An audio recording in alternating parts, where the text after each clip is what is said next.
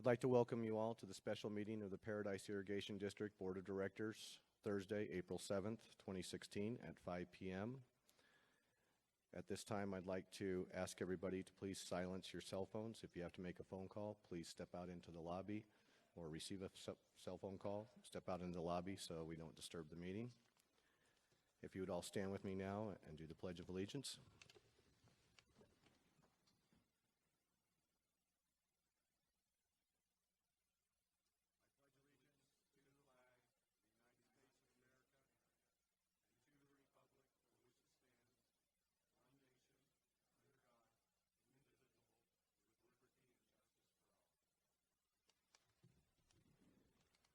Thank you, everyone. Georgiana, could I get a roll call, please? Director Bill Kellogg. Here. President Sepp Carolla. Here. Director Larry Duncan. Here. Director Ken Hunt. Here. Thank you, Georgiana. At this time, we're going to move on to item 2, proposed increases to water service rates and charges under Proposition 218. This is a public hearing to review and consider all oral statements and written protests received regarding the proposed rate change. Public comments will be limited to 3 minutes per speaker. Only written protests submitted in accordance with Proposition 218 and not withdrawn by the close of the public hearing will be considered in determining whether there is a majority protest. So at this time, I'm going to open the public hearing. We are going to have a presentation from the general manager here in a minute. At this time, we have our disinterested party that is going to start counting the protests that we received in the big bin over here, and they'll be doing that as we conduct the hearing. If there are any more written protests, would you please bring them forward so that we can add them into the count. And George, if you're ready, we'll go ahead with your presentation. Hello. Thank you all for coming. Thank you, board. Welcome to this rate hearing. I have a very short presentation. I do want to introduce our staff from LAFCO, Butte Local Agency Formation Commission. Excuse me. There are disinterested parties, and they're here to count our votes tonight. And just to help them with time, they're going to kind of start going through them while we proceed, but in your full view. So I'm going to go over the process a little bit. We've had a 45-day public review period. The Prop 218 notice that was sent out to our customers set the ceilings for the rates that we could implement tonight. That means they could be adjusted, but only downward, and ensure that no individual customer would be charged more than was presented in the Prop 218 notice. I held 6 public meetings, workshops with folks to try and get their input and answer their questions. We got a lot of questions answered through that process. I would have liked it to have been a little better attended, but it was a really good experience for those folks that did attend. It was also available online for viewing. So hopefully if you weren't able to make one of those 6 meetings, you were able to see it online. The rates are still based upon our original cost of service study, and then we had additional analysis to establish these proposed rates. The costs have not changed other than what I will highlight tonight. And at last week's board meeting, the board reviewed the employee concessions and evaluated other potential cuts to come up with a new rate structure that you'll see tonight. So the original Prop 218 notice rates, this is the residential. So it's $888 service charge or debt surcharge, $477 reserve surcharge, $2020 service charge for a total service charge of $33.85. And $1.53 for each unit of water you use.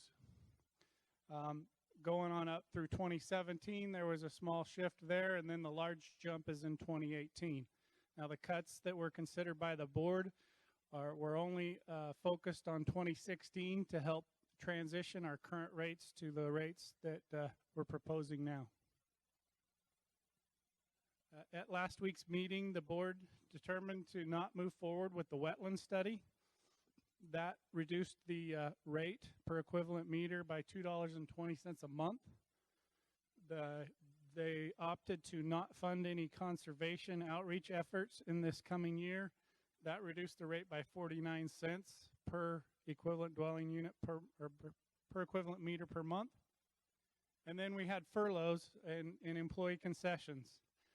We anticipated when we sent out the Prop 218 that we would get about $344,000 worth of concessions. That was our target. So those were already built into the original Prop 218 rates. We had an additional $45,000 identified in our process that added another 45 cents to be able to be reduced per equivalent meter. Those concessions were 3 positions in our field that are currently vacant. They'll remain vacant through March of 2017. We will not hire the 5 temporary employees this year that we usually hire to help us with pipeline work. Management came forward with a 2-hour-a-week furlough through the end of the year. That provided savings. And then there was executive management reductions that equated about $30,000. So the rates being considered tonight, and this is the residential rates. Keep in mind that every other rate is based on a factor of meter. So businesses, if you have a larger meter, then you pay the monthly rate of your meter capacity multiplier times the residential, so that everybody's on the same playing field. Remind you that multifamily rates are no longer available, and multifamily dwellings will be charged a business rate for their meter sizes serving their properties. So the end result now is in year 2016, a total service charge of $30.71, going to $33.34 in 2017, and $42.97 in 2018, where our large debt service hits. Also last week, a proposal was brought forward by Director Hunt to consider using some of our non-rate revenue to provide some assistance to our low-income customers. And he worked with staff on that proposal and brought it to the board last Wednesday. And so the board approved a program so that any of our single-family home owners that are qualify for PG&E's CARE program or FAIR program are eligible to receive a $10 per month reduction in their service charge. Now there's a limited amount of money available to do that, so that's available to a little over 1,100 customers, I believe, on a first-come, first-served basis at this point, beginning May 1st. And then we will evaluate kind of the response, and the board can make adjustments going forward on that program.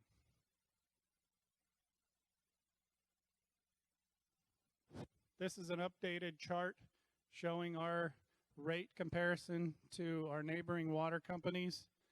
So you can see the yellow line is what we're proposing. This blue line right here is Cal Water Chico, and as I spoke to the people at the workshops, Cal Water Chico has no surface water treatment plant to operate. They work off of wells, and they have a lot more people to spread their costs over, and we're going to be very close in line with them. And then the green is Del Oro Lime Saddle, which is on Lower Pence. The red is Del Oro in the Paradise Pines area, and then the blue is Cal Water Oroville.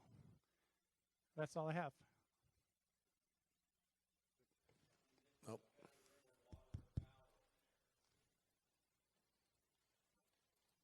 George, if you could remind the public why a multi-tiered program through Prop 218 is not allowed. I've seen a lot of talk on social media that we should be looking at a multi-tiered rate. Multi-tiered rates do not, just can't be justified or legalized under Proposition 218. The only way we could have had that type of rate is the original one we proposed that was rejected by the people. So going forward, based on the latest court cases regarding Proposition 218, you cannot have tiered consumption rates unless you have costs that establish that those tiers should be higher. And our costs are fixed 97%. We have no justification to set a rate that if you use X amount, the rate goes up higher. We can't not justify that. And that is because we're a publicly owned company that we fall under these Sure. rules. Local government. Local government, exactly. Okay. At this time, we're going to do the comment section. Thank you, George, for that. We're going to do the public comment section. I'm going to turn that part of the meeting over to our legal counsel, Dustin Cooper, and he is going to take it from there.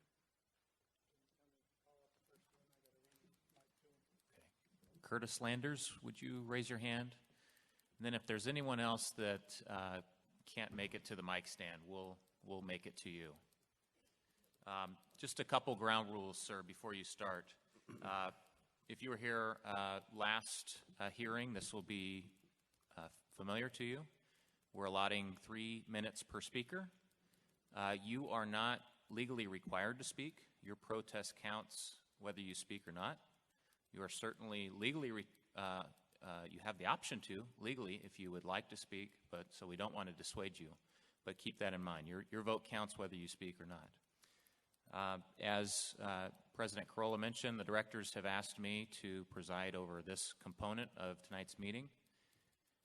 They will be silent, just like the last time we did this.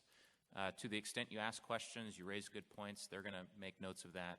And then after we're done with everybody having an opportunity to speak, they will ask staff or myself your questions or raise the issues that they want addressed.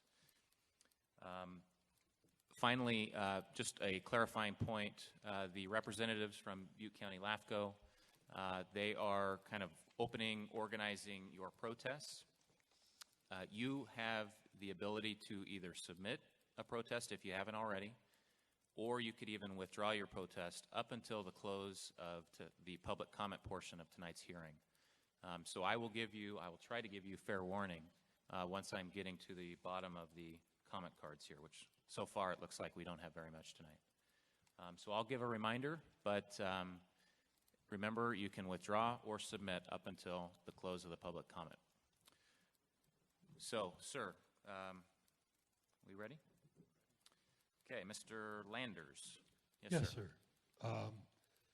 First, let me say I'm sorry for your loss. You know, that's a big blow to a 5-member board.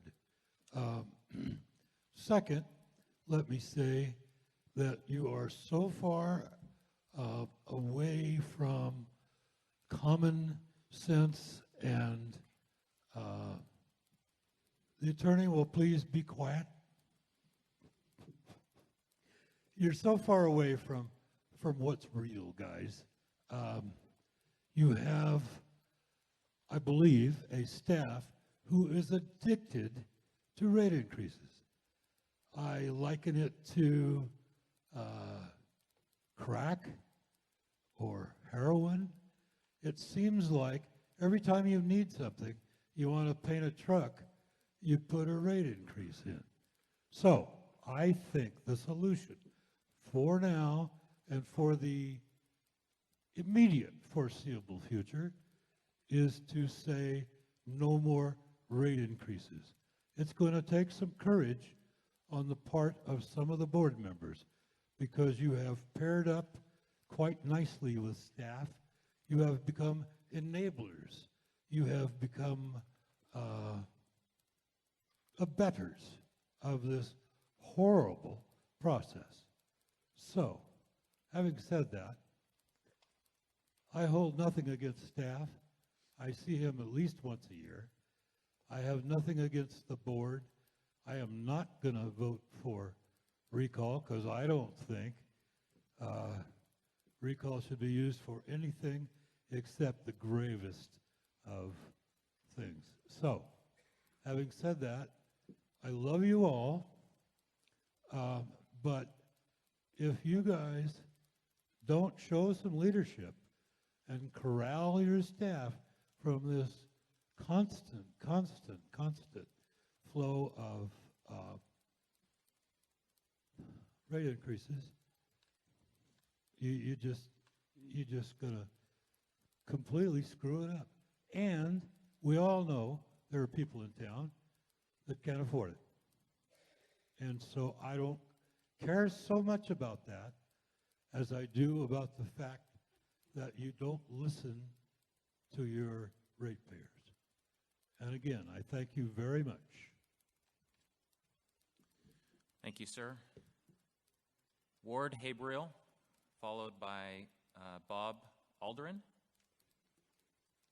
Good evening, and is this on? Good evening, and thank you, Board. Yep. Can you hear me? Thank you.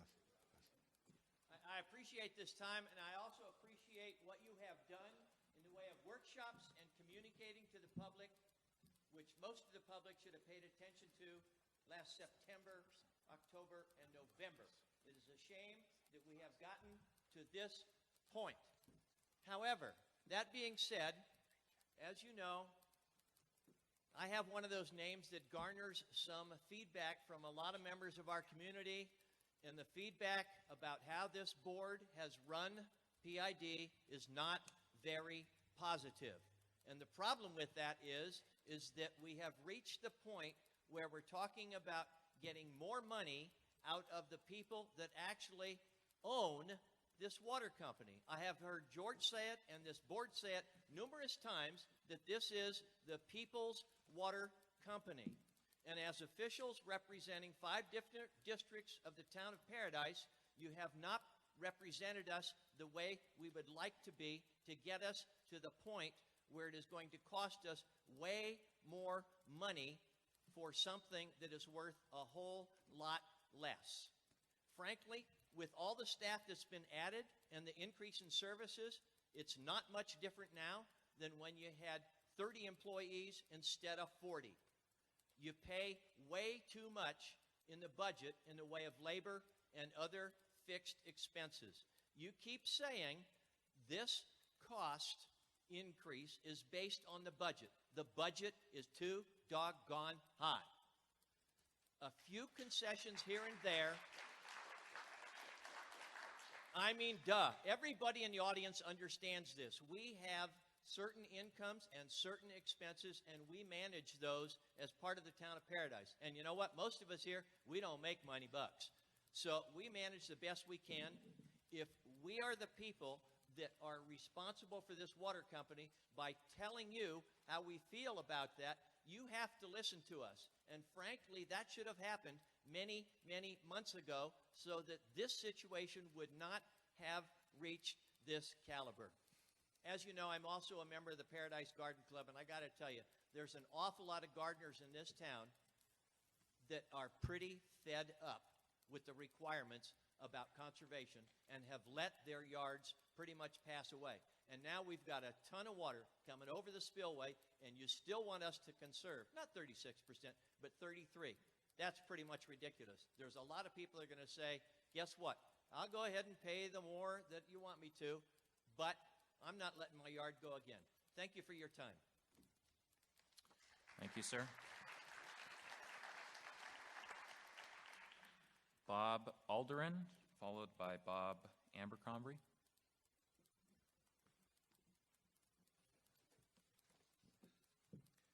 Wally Schmidt.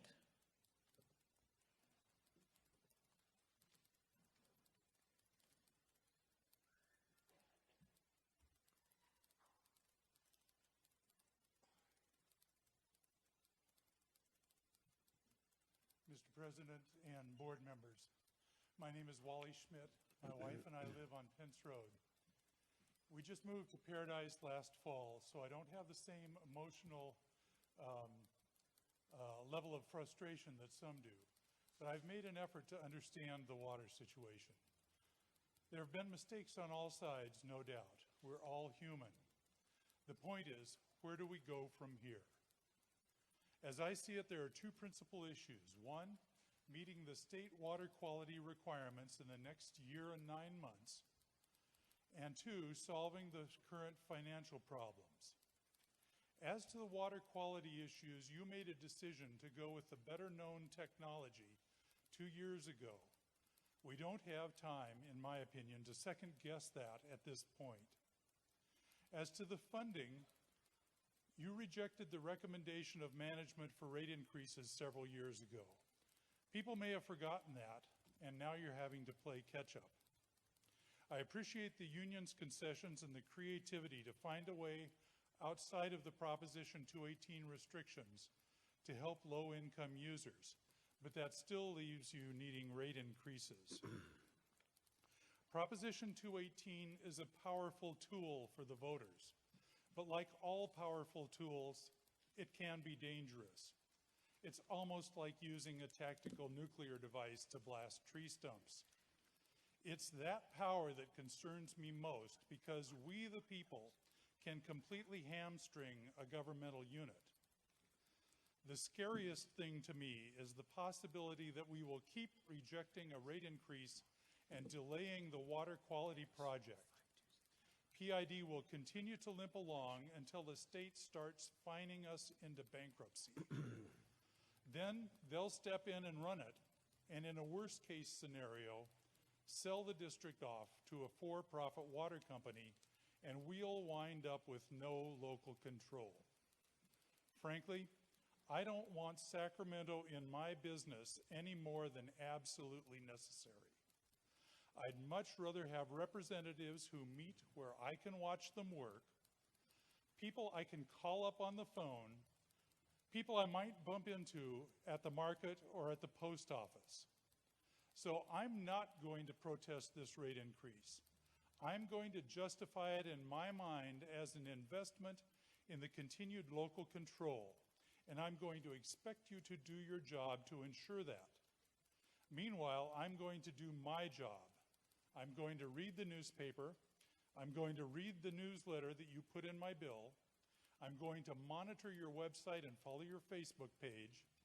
I'll do everything I can to assure that no board member runs unopposed. Please And conclude, I'm sir. going to attend your board meetings as often as possible. And if I don't think you're doing things right, I'm going to tell you, politely, I hope. Thank you. Thank you, sir. Thank you, Wally. Okay, Bob Alderin or Bob Abercrombie?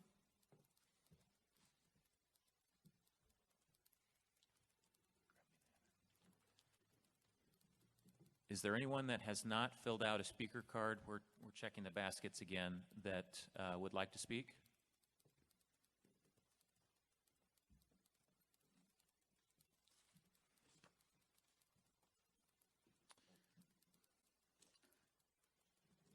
Here, sir. I'll take it. Okay. Linda Oslin, followed by Jan Clark. Good evening. I'm Linda Oslin. My husband and I have lived in Paradise with our family for 43 years. I have watched this board over the years and have attended a number of your meetings, board of directors meetings. I was very involved in the first protest meeting, and I believe a lot of my take on what was happening was because I was truly uneducated. I did not appreciate being called that, however, at that time, but I learned over the time between then and now, and I attended your workshops, 2 of your workshops, and I appreciate those very, very much. I hope that you continue those workshops because it gave me the opportunity to listen to not only what Mr. Barber had to say, but to educate myself through also people in the audience who had great amount of knowledge about what was going on. People who worked at the treatment plant, people who had more chemical information, and I do appreciate that. I hope you continue it. The other thing is, I'm very appreciative of the low-income situation as well. Would like to make some suggestions.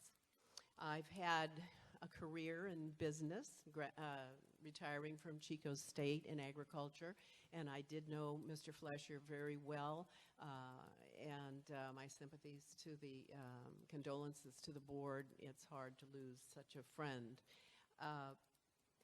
My suggestion is that the board adopt Robert's Rules of Order for future meetings. It'll make everything go smoother, and it will make your constituency and the people in the audience appreciate at least thinking that you know what you're doing. I also would appreciate that you look into attending workshops that are available for public entities. I know people in the county go to those workshops often, and they learn how to speak with members of their constituency, their taxpayers, et cetera. It's helped them greatly. And at Chico State, we attended workshops in the administration so that we could also speak to donors, parents, et cetera, et cetera. Again, I hope you adopt these suggestions, and I'll look forward to going to future meetings. Thank you. Thank you. Thank you, Linda. Jan Clark? I know you won't answer my question, but why would you have a meeting at 5 o'clock in the afternoon when everybody who works cannot make it?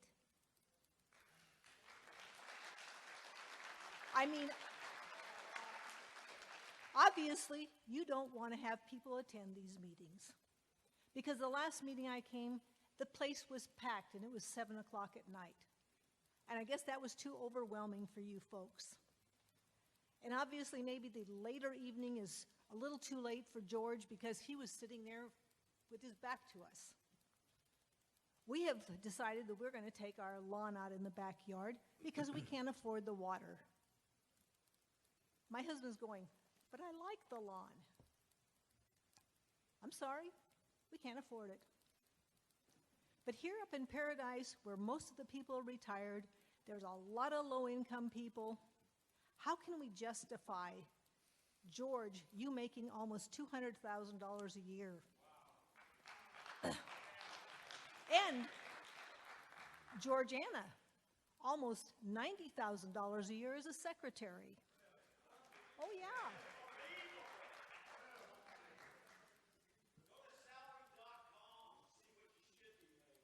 Yeah.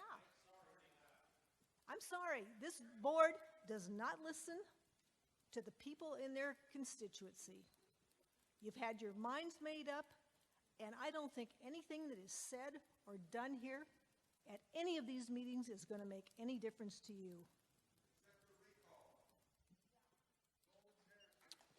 Thank you, ma'am. Okay, Bob Alderin or Bob Abercrombie? Does anyone that has not filled out a speaker card wish to come up and speak? Now's your opportunity. See a hand up there, Dustin? Let's let this gentleman, then you, sir. While you're coming up, sir, Bob Alderin said, I question, will water be limited? Units doubled in price, okay. Don't want restriction on use. My name is Walter Sontag. I'm a retired physician in this community. I read recently about the water quality in Flint, Michigan, and how the people in that community have been injured because of the content of lead in their water, which can be devastating to the children and growing adults in that community. I'm proud of the Paradise Irrigation District water system that we have. There's no problem with lead. I think that the responsibility that you have assumed by being on the PID board has been exemplary. People of Paradise are safe from lead toxicity. As a retired member of this community, I have the same concern that everyone else does. At a time of drought, at a time of need, how do you allocate that water? I think that you should emphasize the quality of the water that is delivered to the citizens of this community, and I think that you've acted responsibly. Thank you. Thank you, Thank sir. you, Dr. Sontag. Okay, while you're coming down, sir, if anyone else would like to speak, please raise your hand. Also, fair warning, once we close the public comment portion of tonight's hearing, you will no longer have the opportunity to either submit a protest or withdraw a protest. We'll then transition into the official count. Go ahead, sir. My name's Andy Askin. First comment I'd like to make is to George, whose performance at the town hall meetings was exemplary. I hope you will continue it. Honesty and forthrightness go a long way to solving problems. I put a protest form in tonight. I didn't put a protest in because I don't like the rates. I put it in because I had a misunderstanding before I got to the meeting. And that misunderstanding was that the budget entry, when it was first rolled out for Prop 218 disclosure, showed a new line item for a bond. As it turns out, the rate increase you're asking for is monies that are going to go to the general fund. And you gentlemen do not have a very good track record of spending our money wisely. So I would gladly withdraw my protest if you fellas would do your job, float the bond, pay for the plant, and get the EPA, state and fed off our backs. And finally, given the track record that I've witnessed, I think we could do just as well with 3 board members and give a few more people a break on their water bill. Thank you. Thank you, sir. Thank you, sir. Anyone else? Yes, ma'am.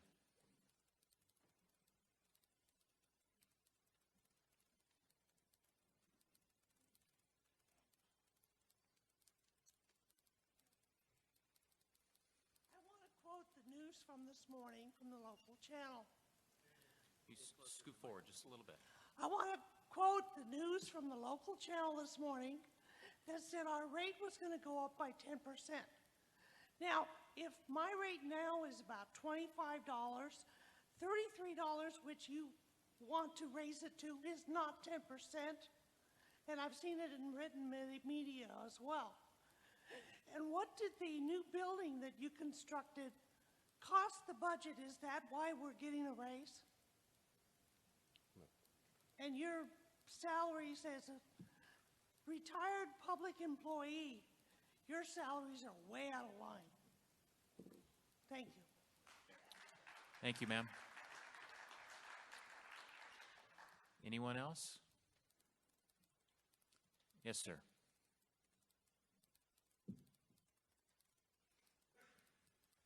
My name is Robert Kester. I've been in Paradise for 15 years. Long years before that, for this gentleman that was up here a moment ago. I was born and raised in Flint, Michigan. I know the Flint River. I know why the Flint River looks the way it does. The problem here, in some respects, is that the whole agenda is geared toward this new plant, this new physical plant to purify water. Okay, I mean, if that's the objective, that's fine. But the whole reasoning for this rate increase business is to justify 218 and to build this water treatment plant. I know that the last meeting said that the $300,000 that was allocated to do a research study on it had been voted down. Well, there are reasons for that, okay, with this board, okay? And even Mr. Kellogg, is probably disappointed in that. But essentially, they cut off an arm and a leg when they took that $300,000 away. My reasoning is that there could be some possibility of, whatever the contractual business is at the beginning of this new plant facility to look at the wetlands again, okay? Realize we're looking at a $16 million investment in a new water plant versus the possibility of only $3 million in a wetlands project. I'm sorry to keep bringing this up, but the whole objective of this rate increase is to facilitate everything that goes along with the new water plant. Okay? There must be some way to get involved in the contractual business, you know, that's probably been put in progress to possibly come up with another look at the wetlands. Excuse me, when, you know, some members of the board would say, well, do you really want to risk $3 million, you know, in investment versus, you know, on the basis of whether or not the wetlands project is viable or not, okay? I'm willing to risk it. I don't want my rates to come up on the basis of the new project and everything, although it's salaries and all this other stuff and everything, all these perks, you know, these golden parachutes and everything, it's all based on the money we're going to get from the rate increases for this new water plant, okay? I want to look at, if you want to institute a rate plan, go ahead and institute a rate plan. In the meantime, I want to be able to go look at the wetlands project again. Thank you, sir. Okay, I'll call out Mr. Abercrombie. Bob Abercrombie. Anyone else like to speak? Yes, sir.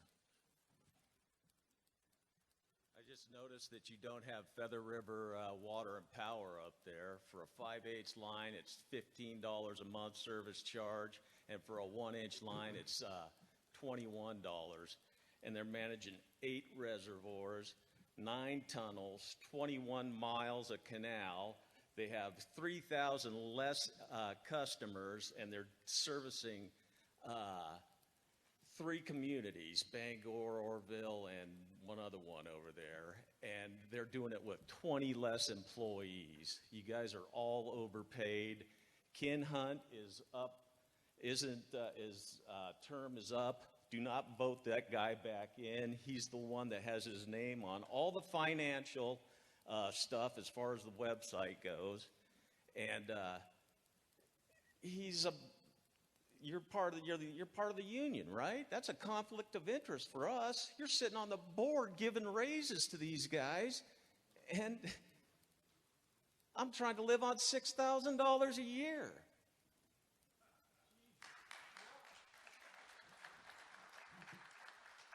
Thank you, sir. Would anyone else like to speak that has not already spoken? Come on up, sir.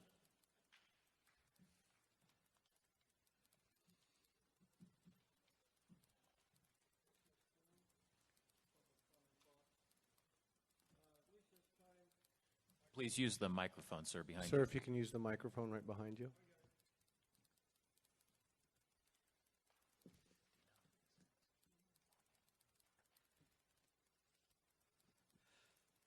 Thank you. My name's Tom Kelly. I've been a resident of Paradise for 50 years, and I usually working on the other end of the process here, the water processes on the on-site district. But when this thing came up, I think I didn't like the way it was presented to the public. We still meeting at an odd time. And I had a couple of questions I wanted to address before, as part of the protest. Number one, in a paper, they said you're on the verge of bankruptcy. Now, how did that happen? And I don't know if it's true or false, but that's what's published in the paper. You know, it should have never happened. And I would say these are things that may or may not have happened, but that's what's published in the paper, and that concerns me, because this district is one of the most important things in town. In fact, I want to see it on the town council agenda next week that they consider this, rather than roads or anything else that's going on, is our water. I mean, we have to have established a water district. There may or may not be a reason for increasing the rate. And if there is a reason for increasing the rate, it's not very clear to the general public. As far as recall in the management or anything else, I don't, I'm not looking at that. I'm saying that there seems to be that if the district is running solidly, you wouldn't have any problems at all. If there is a rate increase needed, that it should be addressed to the public in plenty of time, and so the public can understand what the heck is going on. The third thing is that are we in compliance with state water regulations? If they were not in compliance, the general public needs to be informed on what's being done on this. And it's major engineering needs to be done, then it should be addressed to the public too. Not just out of the hat, off the wall on some Wednesday afternoon meeting, something like this.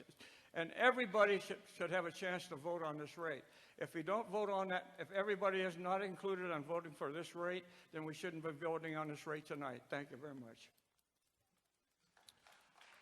Thank you, sir.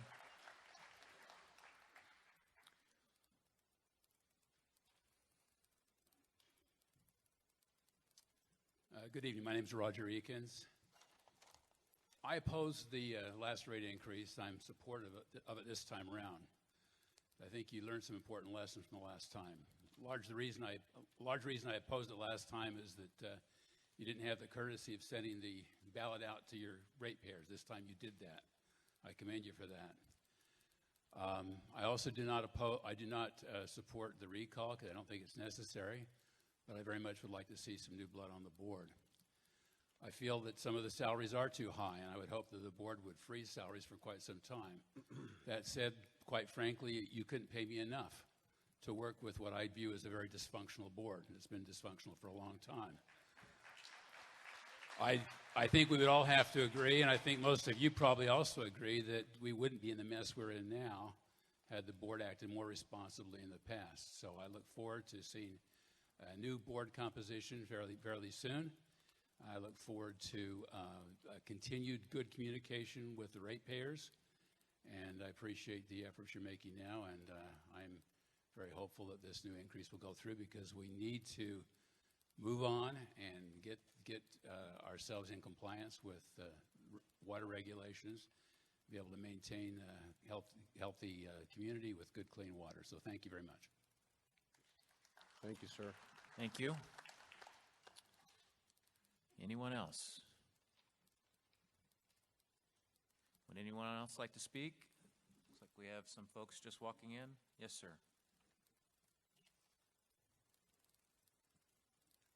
Good afternoon, board. My name is Fernando Marin. I'm past participant with Butte County Planning Commission for 12 years. And what I'd like to say is that I've seen a lot of things wrong with government. And as an immigrant to this country, I see a lot of things wrong with our government, local, county, state, and federal. And the fact that I'd like to point out is that I think that term limits is something that should be considered at all elected positions, appointed positions at every level of government. And that people should consider stepping down whenever their constituents, whenever their voters say they don't think they're doing a good job. For 12 years, if somebody would have stood up and asked me to step down, I'd say, fine, you take the job, because I was doing it for free, okay? That's all I'd like to say. Thank you. Thank you, sir. Any other speakers?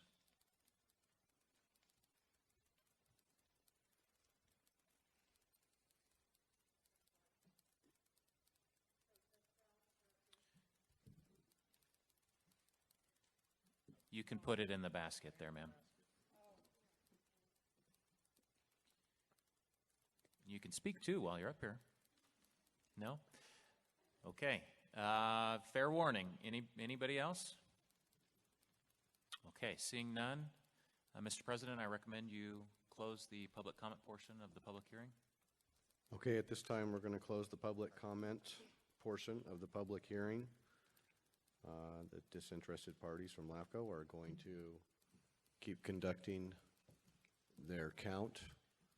And I believe at this time, we're just going to hold until. Yes, we can answer questions. Well, they're going to yeah. transition into vote counting mode. If the board has questions, comments, now would be the time. Well, I think there are some things that we can speak to. This is a small enough venue where we're not overwhelmed with a lot of issues.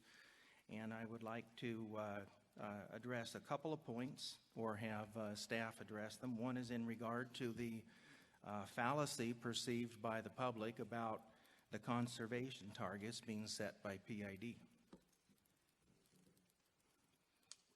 PID did not set the conservation targets. So to blame PID for the state of California's continued requirement that we reduce consumption, what was it, 33% instead of 36 now? Yes. Is beating a dead horse. It's our obligation to do that, to stand behind it and support it, and to try to do our best with it. To be blamed unjustly is absolutely the wrong thing to do. The second is the gentleman who compared our rates with South Feather River. George worked for many years at South Feather River. South Feather River was not a good comparison for our situation because they have electrical power generation income which exceeds their expenses, and they subsidize the rates for all of their customers. It has no meaning with regard to companies like all of the others on our chart, which showed just water companies. Those are the two items I wanted to bring up. I want to talk about South Feather also, because I checked into it because I was wondering why their rates were so low. And the one reason is because they have the electricity branch. They also subsidize the water people by over $1 million a year. And their manager makes over $200,000 a year plus benefit. I'm talking about the total manager.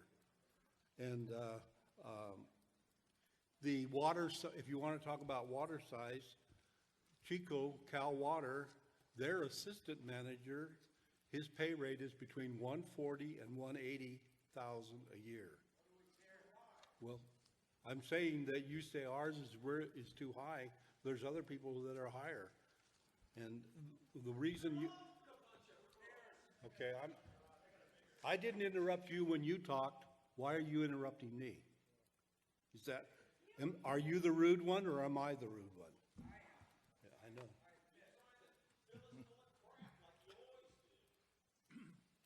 I'm through. Yes, I'm going to ask the public to stop commenting. If you want to hear us ask questions about what we heard from you, the public, during the public comment section, then this is not going to be a debate. We're not going to back and forth. We're going to ask you to please sit quietly while we have staff or while the directors make comments to what they heard. Like Larry was asking, we did not interrupt you while you were talking, so I would ask that you have the same courtesy. So the few that are up in the back there that are, appears to be hiding. Thank you, sir.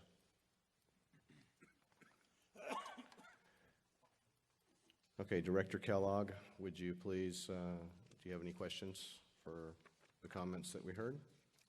Or want to address some of the things that we heard?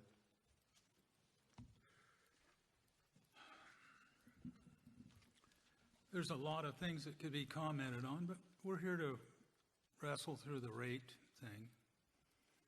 And I realize the protests and everything and the unfairness of it. I'm going to vote no for it, but that's no surprise to anybody. And the other directors will probably vote for it, and it'll pass. So if you want to be gentlemen and gentlewomen tonight, that would be a great improvement.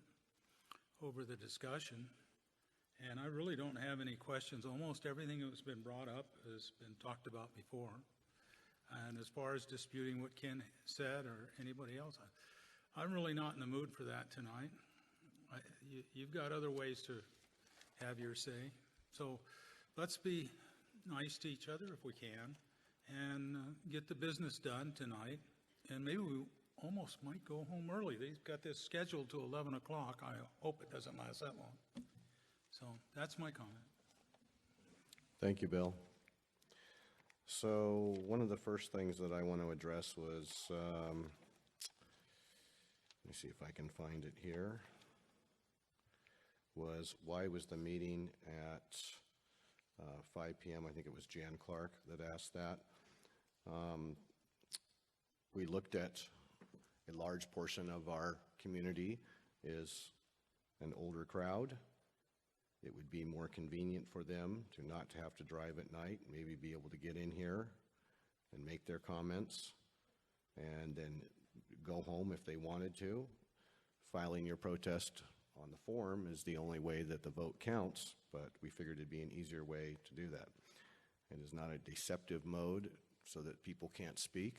Obviously, there was a lot more people here the last time that we had a meeting on this issue. And it seemed to be there were a lot more protest forums also at that time. I hope people have gone online and looked at the workshops, got some questions answered. I think they were very informative. There was a lot of questions brought up by the public. It tells me that there was a lot of misinformation or misunderstanding about why the rate increase is necessary, which is one of the issues that I want to also touch on here. Like Ken said, the conservation portion of why we have to reduce by 36% or 33% or whatever percentage it is.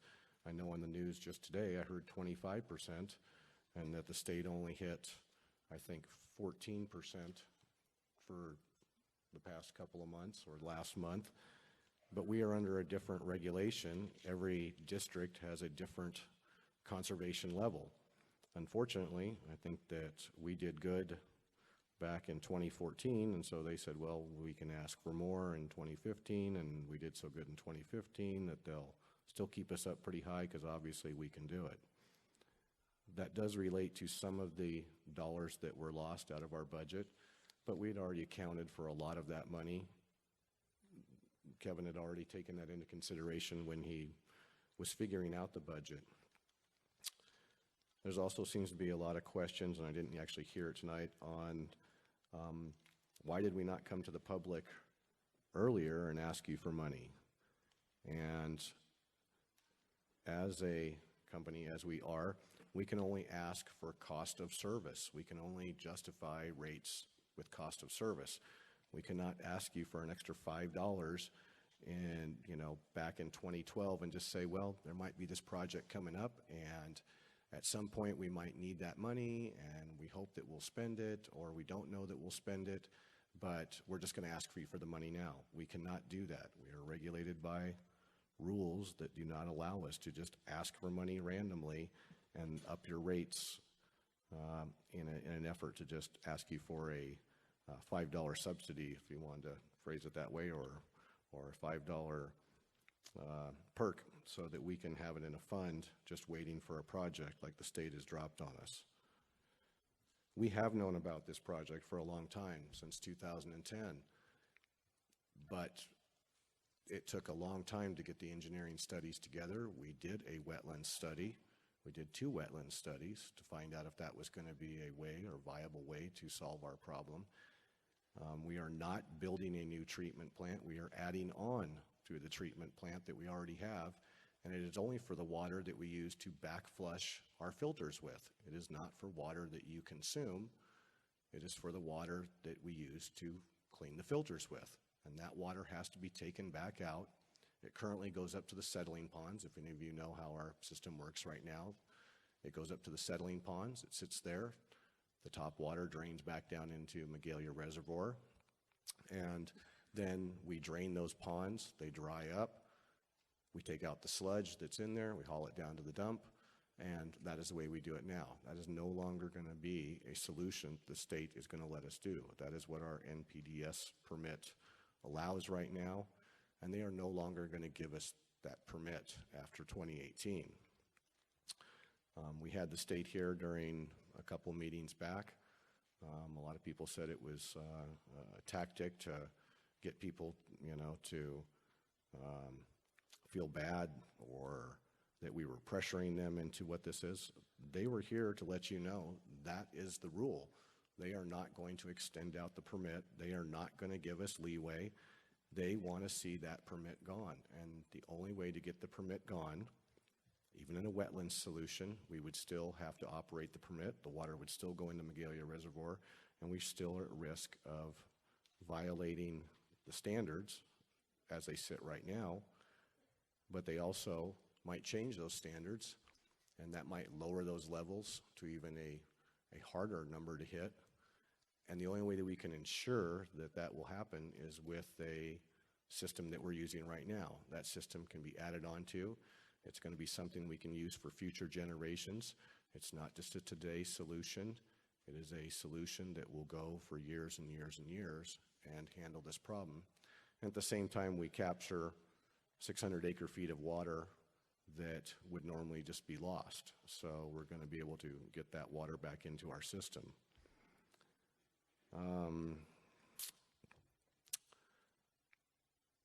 So the rate increase. The rate increase, I've heard a lot of people say the rate increase is because our budget's too high. The budget's been the way that it's been, hasn't really changed too much. Probably over the last 6 to 8 years, it's been pretty much the same budget. The rate increase, the majority of the rate increase is caused by the state mandated processed water recycle project that we are in the midst of. It is something that we are going to have to do. We have till 2018, once again, January 1st, 2018, to conform to those rules. We do not have the option to thumb our nose at the state without paying up to $10,000 a day fine. And if you do the basic math on that, that would be, let's just say, $3 million a year. And in 5 years of thumbing our nose at the state, we would still have to build the project at some point, and we would have spent the $15 million that we're currently looking at right now. We will eliminate the permit. We will no longer be paying that money to them. We will no longer have to worry about the permit being something looming over us. We have violations on that permit all the time, constantly, because of natural things that happen in recycling or in processing our water. We have events that happen that make us go over the numbers. They're pretty lenient with us. We have approximately, how much in fines right now? 30,000 in fines that are sitting on the books right now that they decided not to make us pay so that we could put that towards our project. They thought that was money much better spent putting towards our project rather than instilling those fines on us and making us pay them right now. But that's not something they're going to continue to do. They already are not happy with the fact that we have shut down our project with AECOM, and they're gearing up to start fining us. That's what's going to happen. So the rate increase is caused by the state project or the state mandated project that we're having to do. We wish, a lot of people came up with ideas and said, why didn't you guys go to the state and ask for funding? Why haven't you looked for a grant? Why haven't we done some other type of funding? Trust me, this staff since 2010 has looked at every option there is to get funds for this project. But unfortunately, the state's not really willing to come through with money when they think that the community can pay for it themselves. Those applications have been in, the requests have been made for funding, but in the usual fashion of the state, their requirement for us to have it done by January 1st, 2018 will probably be 3 to 5 years before they come through any money. My best estimate would be maybe by 2020 or 2022, we might see some funding for this project come through. At that point, things will change and maybe rates will reduce or maybe they will go backwards even. But we can't predict that. We can't count on it And we can't say, well, we're going to count on those state dollars. The state is not coming through with the money to fund this project. That's all there is to it at this point in time. But this staff has asked and has looked at all the different options for us to fund this project with. Moving on to wetlands. So some people talked about the wetlands, funding that project. Why was the funding cut off? In the last meeting, back on the 30th, when we were here, I saw approximately 12 to 15 public members here. I thought that was going to be the time that we actually saw the biggest crowd, because that was the time when we were trying to decide how we were going to twist and turn this so we could make the best deal for the public. There was a very low turnout. But the wetlands funding was rejected by this board unanimously, I might add. It was given an option to Director Kellogg. Do you want us to go forward with this? Do you want us to spend money? Do we want to change the dollar amount from 300,000, 30,000, 20,000, 100,000? Are there choices that you want to do? And the option was no. He did not want to go forward, did not want to ask for any money. And the only way we were going to get a wetland study, besides the ones that we already have, is from an engineering firm. We cannot go to a college and ask them for an engineering study that we can use to build a plant with or build a wetlands with. So the funding was voted down by all 4 board members. And we put that money back into the budget, which I believe was $2.20 per month, was put back into the budget, and then reduced the monthly service charge by that $2.20. We addressed South Feather. They use hydro, or they have hydro funding, which reduces their rates immensely in there. And so that is why we did not figure them into the rate structure or comparison up here. Rate increases. It's, I think, widely assumed that we weren't paying attention to the budget and that we had no idea that in 2016 we were going to be where we're at. Clearly, when Kevin presented our budget back in 2011 and the rate increases that we were looking at back then, he had a graph that showed we were here, we were here, we were here, and then in 2016 we were here. We'd be negative or very close to negative. All those things we knew back in 2011, but until we had an actual dollar amount that this project was going to cost, once again, because of the rules, we cannot just come and ask you for money randomly. We have to have a project and be able to tell them this is what we are going to do. This is Prop 218 rules. We didn't make these rules up. We just have to conform to them. And I wish it was different. It would be much easier to do this. But I also think that if this company were to turn into a private ownership, none of you would be sitting out there because this meeting would not be happening. They would just go to the Public Utilities Commission. They would say, we have a $15 million or $16 million project. The Public Utilities Commission would say, you sure do. And they would also say, and we have to make a little extra money too. And they'd say, you sure do. And your rates would go up even more than we're proposing right now. So it is a good thing that this is a publicly owned company and that you do have a say in it. And I do appreciate everybody that has made comments, social media, the protest forums. I do appreciate that. But in the bigger picture, it is good that you have a say in this and that it is not owned by a private company. Other companies very close to us here, when they want a rate increase, he just goes down and he says, this is what I need, and they sign off and rates go up. I think I had one more thing. Dysfunctional board. I'll be the first to agree with that. I've been sitting on this board for 5+ years, and we do need to get back to a certain amount of functionability, and I hope that we can do that. We have tried to find different ways to do that by setting up different committees. Hopefully, when I set up committees, when I'm president, I try to mix and match people that I know have different views, and so hopefully that brings us better understanding in each one of those committees of what all our board members are thinking.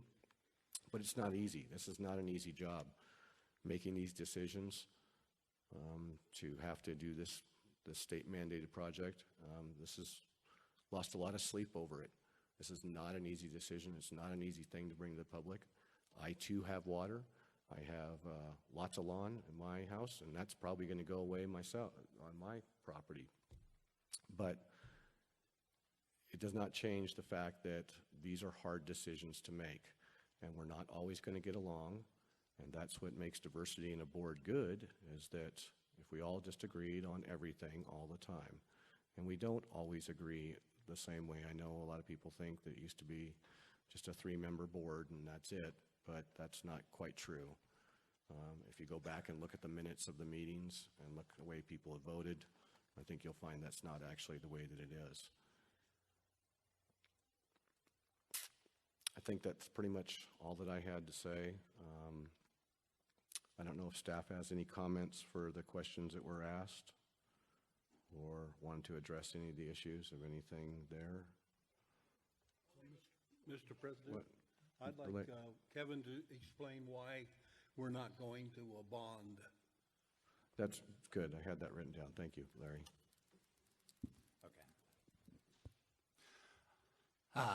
About the financing for the project. So part of the financing of the project is included in the rate increase. So the rates jump in 2018 for a financing of a $15 to $16 million project. Part of that is the reason why we needed that was because we are in the process of applying for state revolving fund money. So the state has issues bonds globally, and then they set up a fund that they can actually distribute that money to local agencies at a low interest rate. So the current interest rate is about 2%. If we were to go out and issue bonds for this project, then we would be looking closer to 5 to 6, maybe 7% interest rate on those. The issuance cost on a bond is probably over $100,000 additional cost associated with that. So being that we're able to get this rate increase installed, it will help us with our application with the state. And the state's inside that rate increase is actually the assumption that we are having to go out to issue a bond, so that the assumption was a 5% interest rate on that increase. If we were able to be successful in getting state revolving fund, that rate increase actually will decrease quite a bit, based on that we would be able to get that low interest rate, and that will be reflected in the final rates as of 2018. So we are not issuing a bond because it's much more expensive, higher interest rate, and we're hoping that we get the state revolving fund money. Could you also explain the wages closer to for the wages for the union and the management? What would you like me to explain? The fact that they're tied to Social Security and Oh, yeah. So the board has negotiated with the union and the management group. So we are we have union employees that are represented by the IBEW union, and then we have management employees, which is all management except myself and George, that are also a representative unit. And so the board negotiated last time for a 4-year contract with the management that all COLAs will be tied to Social Security. So as this year Social Security came, it was 0. Management got 0 increase in their wages, and it's the same thing with the union. They negotiated a 3-year contract with the union that all COLA increases are tied to Social Security. That's all. Sorry. and my contract and George's contract have been negotiated 2 years ago to also reflect the same thing. So any increases to our salaries are tied to the Social Security index. Thank you, Kevin. Is there any other director that has any other comments? Staff, any other comments from staff? The only thing I'd like to add is something that's been brought up at all the workshops, and if you were there, you would have heard this, and a lot of people don't understand that. Paradise Irrigation District employees are in a 401 type retirement plan, so each time we have our payroll, we meet our retirement obligations. We are not PERS like the town or the county. So when you read stories about retirement obligations and the school district having these big problems going forward with high responsibilities to retirement programs, that's not happening at PID because we have a 401k style. So every time we meet payroll, our retirement obligations are met. Thank you, George, for clarifying that. At this point, if there's no more questions from the directors or comments and from staff, I think legal has a comment. Just, I don't think this was mentioned. My apologies if it was, but the majority protest number for the audience sake is 5,576. So they'll conduct the count. If the number is less than that, that does not constitute a majority protest. The board will transition into considering actually implementing the rate change by a resolution. If the number is higher than that, then we'll let you know, and we'll have to go to likely a validation. 5,576. Thank you, Dustin. Okay, so at this point, since there's no more comments from staff or the directors, we're just going to take a recess and hold at this point until our disinterested party from LAFCO is done counting. I don't know how far away they are. They look like they're kind of approaching a pretty close area, so we're just going to recess until that number is reached and or the final count is reached, and then we will go from there.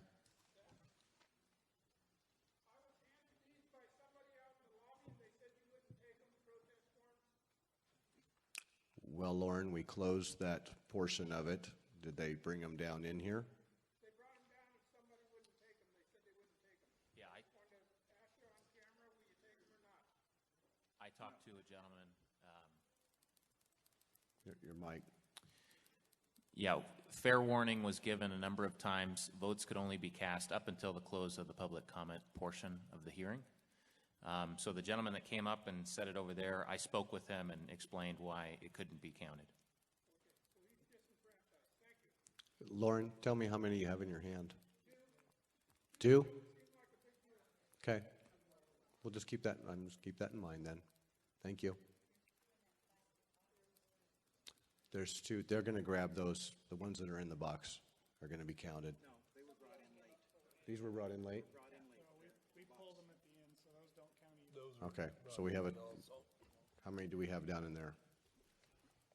Doesn't really matter, but one or two more. Okay, okay. So at this time, we're going to go ahead and recess until the count is done.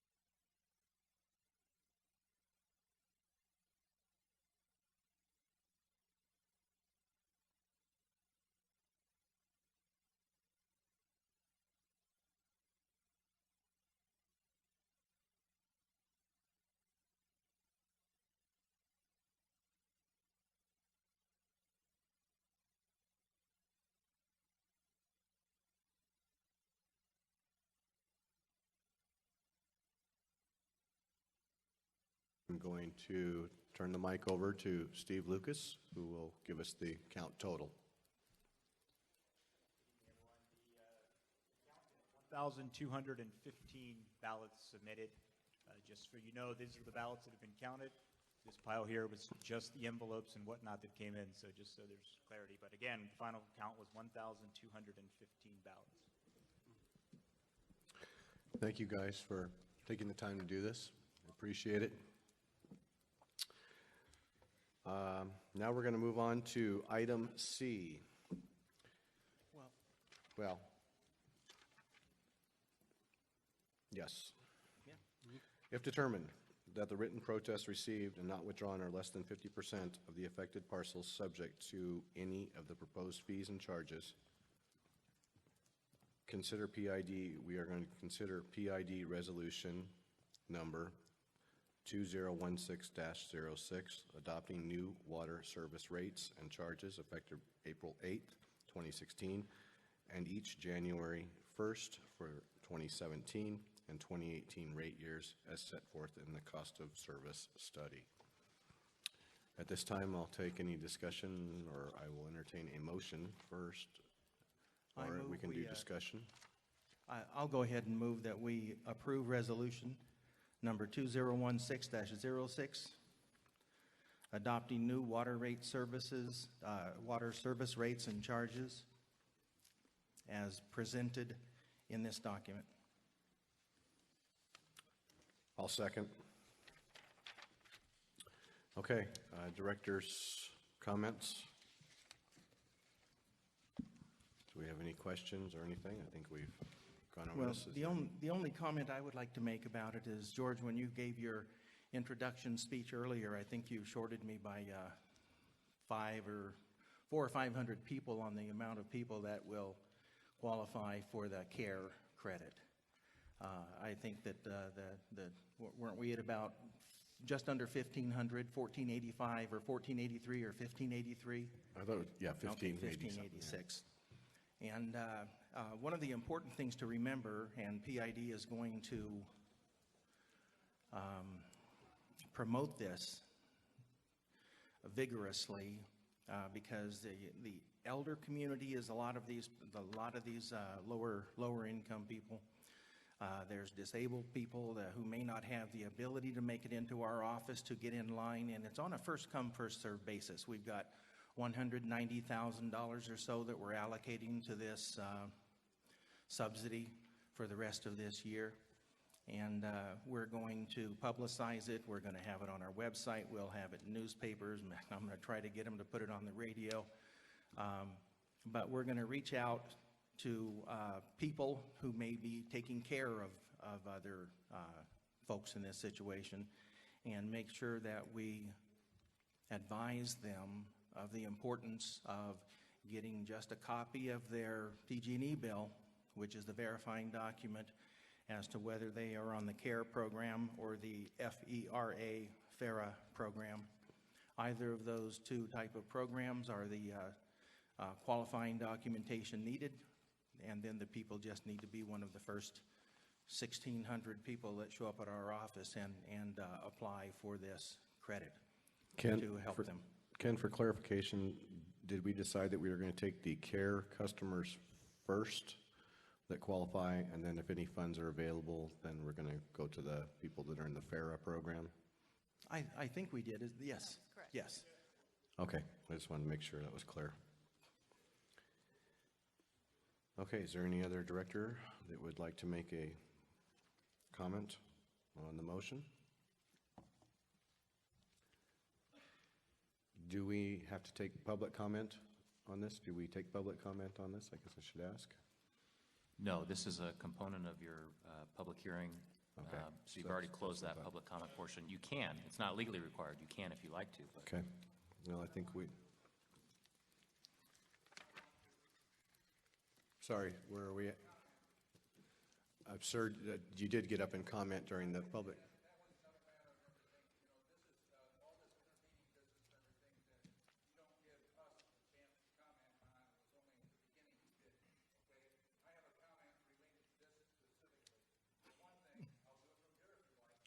I would prefer not. but apparently you're going to do it no matter what. I could probably have security escort you out, but I guess we'll take the time to hear your comments since you seem to have determined. Whether or not I could make a comment, okay? He said it's legal, okay? And he said you had the benefit of deciding whether somebody could comment or not. Well, okay? thank you for giving me the option to do I'll tell you what so. I want to do. I want to ask whether or not those votes were validated. The reason I'm asking that is, oh, yeah, you can go ahead and grin and everything, because what if I told you that I submitted 2 votes against, okay, with the same parcel number? Okay? That would basically make my vote ineligible, or those 2 parcel numbers ineligible. Now, I realize that if you decide that it's an invalid count, you're going to have to do this all over again. And then likelihood is you're going to get the same low number in order to go along with the rest of this vote, okay, on the budget. All right? But I'm telling you, I'm lodging a protest against the vote count for the reason that I stated, that there's a possibility and not all of the parcel numbers in there are valid against what the accounts are.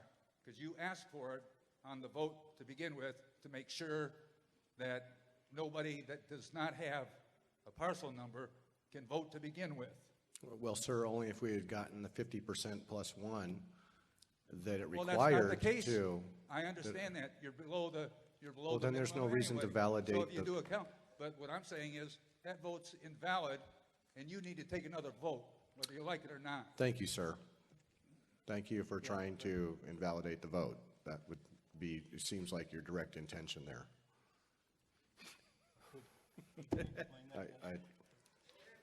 Sure.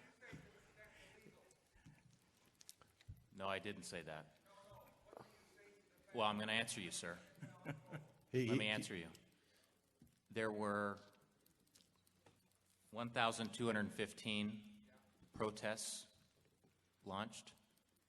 The number needed was 5,576. So I consulted with the LAFCO representatives, and there were some questionable protests. That is, they weren't signed, they were not fully completed, there may have been duplicates. But because the number, 1,215, is so significantly less than the 5,576, I told them, go ahead and count them all, even if they appear to be duplicate or incomplete or not signed or not have a property address and so on. So every single scrap of paper that could have been a protest was counted, and it still didn't amount to the magic majority protest number. Thank you, Dustin, for clarifying that. Okay, so I am not going to ask for public comment on this, even though we did have some. I'm going to ask for a roll call vote. Is there any comments from staff before we proceed? Okay, good. Then I'm going to ask for a roll call vote for the motion that was made to adopt resolution number 2016-06. Director Kellogg? No. Director Duncan? Yes. Director Hunt? Yes. President Corolla? Yes.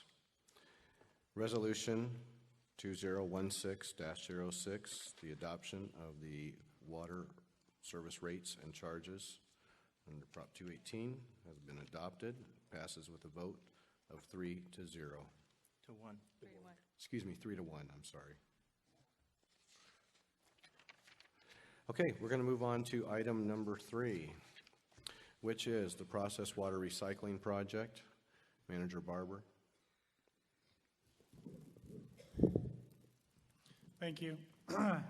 As you was reported to the board in the past and the public, the fact that we suspended the AECOM contract for the process water recycle project would cause some cost issues associated with that when we resumed it. They have folks that have been reassigned that they need to rejuggle. There's ramp up, re-ramp up costs, et cetera, that are justifiable under contract.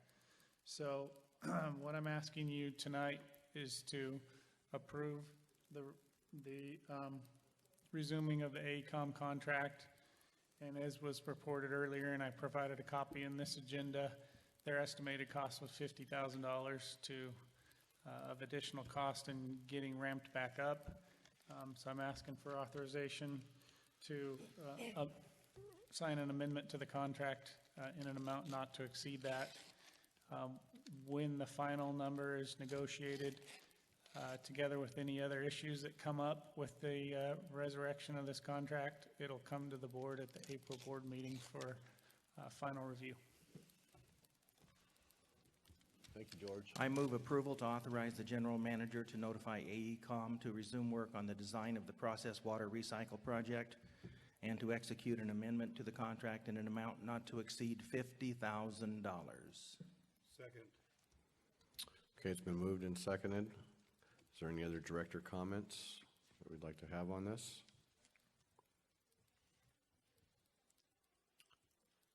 Not seeing any. I'm going to ask the public if they have any comments on item number 3, the resumption of our AECOM contract for the process water recycling project. Not seeing anybody from the public that wants to comment. I'm going to close the public section of this right now. Is there any other comments by staff? No. Okay. Once again, I'm just going to ask everybody, I'm going to do a roll call vote on this also. Director Kellogg? Yes. Director Duncan? Yes. Director Hunt? Yes. President Corolla? Yes. Item number 3, resume the contract with AECOM, passes with a vote of 4-0. We're now going to move on to item number 4, public participation. For matters that are scheduled on the agenda, individuals will be allowed 3 minutes to address the board of directors, while the board is prohibited from taking action on matters that are not listed on the agenda. The board may respond for brief clarification or may defer the matter to PID staff. Is there anybody from the public that would like to speak to something that was not on the agenda tonight? Board? Is the center mic on? We're good. Yes, thank you, Board.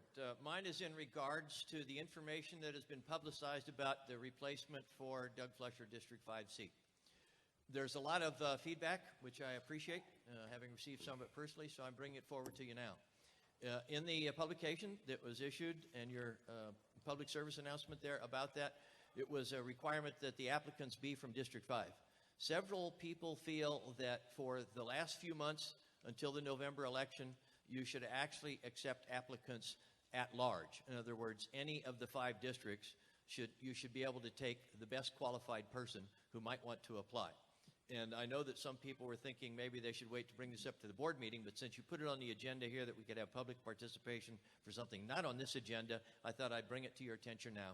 Thank you very much for your time. Thank you, Ward. Yeah, legal. I can briefly respond. This is a non-agenda item. The Irrigation District Act, which is Division 11 of the California Water Code, requires that. You have to be a registered voter and a resident of your division that you're going to represent. There is some pending legislation in Sacramento that would modify that. It wouldn't go to the extreme that has been discussed by this board in, I don't know, maybe 2 years ago or so, maybe 18 months. What I've heard that same concern. And what I've heard from others is we'd like basically there to be no divisions. So if you happen to have 2 qualified people that are elected to office, they could even be neighbors on the same street. The legislation that I mentioned in Sacramento would not permit that, but it would make some adjustments to the, at the board's discretion, it would make some adjustments to how the vote is conducted. If you wanted to go to that extreme that I mentioned, then as I've mentioned to the board in the past, it would either take special legislation, which can be done, it has been done for other agencies, or it would take a vote of the PID customers to do so. Thank you, Dustin. Just coincidentally, I'll make this comment. Earlier today, for the third time, I've sent a message in to Georgiana to put on the agenda for the April meeting that the board once again reconsider revising the at-large election process.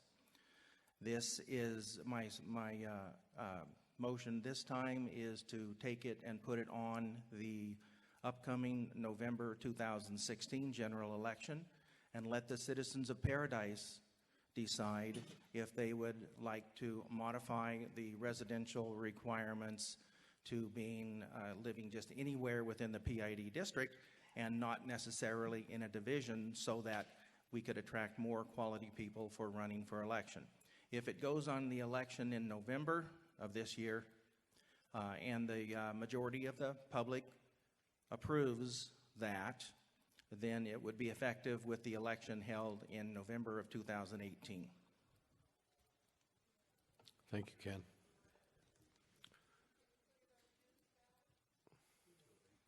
No, the timing does not give us, it's too late to put anything on the June ballot. Is there anybody else from the public that would like to comment on something that was not on the agenda? Not seeing any, I'm going to close public participation. We're going to move on to item number 5, director comments. I'm going to start with Director Kellogg. I think the board meeting tonight was one of the better ones, in that we didn't get too far away from the subject and get too excited about anything. So I think that's an accomplishment in itself. Thank you, Bill. Director Duncan? No comment. Director Hunt? I have one comment to make, and that's about this process that we went through this time. It was very painful, and it's taken a long time, and it's cost a lot of money. However, that was not the most important thing that I got out of this. What I saw was that the informed public was not really informed. And whose responsibility is that? You know, the PID board is going to have to take responsibility for that and more vigorously promote these things we did at the very end with those workshops. Because in that case, we had people who came in and could talk to, not the board, but the general manager and staff, and they talked back and forth and questions and answers, and it was a much more comfortable and successful environment for us imparting information. We learned that, and if I have any say in suggestions for whatever length of time I serve the PID, it's going to be that we continue to do that with every major project that we have. Is it a lot of work? Yes, it is. It takes staff time, it takes resources, but if we can inform the public and let them know why we're starting down a road, that we might work on a project like we did on this one for 5 years before the public ever gets a hint that we have been talking about this for 5 years. And that is not good. With all of these major projects we have to find a way to better inform the public and let them be involved in the process, that they don't get to vote, but they can be involved and know what it is we're doing and which direction we went and why we backed up and went a different direction. And that is what I learned from this difficult process. Thank you, Director Hunt. You pretty much covered a lot of my thoughts, and probably a little more eloquently than I would have. I'd just like to thank everybody for coming out tonight. We appreciate you being here. I would love to see more people at our meetings. That is the way that the public gets informed. That's the way that you learn about what we're doing. That's how you know what's going on with your water company. So please read the newsletters, come to our meetings whenever you can. That invitation has always been there, but I just want to re-extend that we would love to see you at our meetings and hope that you will take the time to come. At this time, I'm going to adjourn the meeting. Thank you again.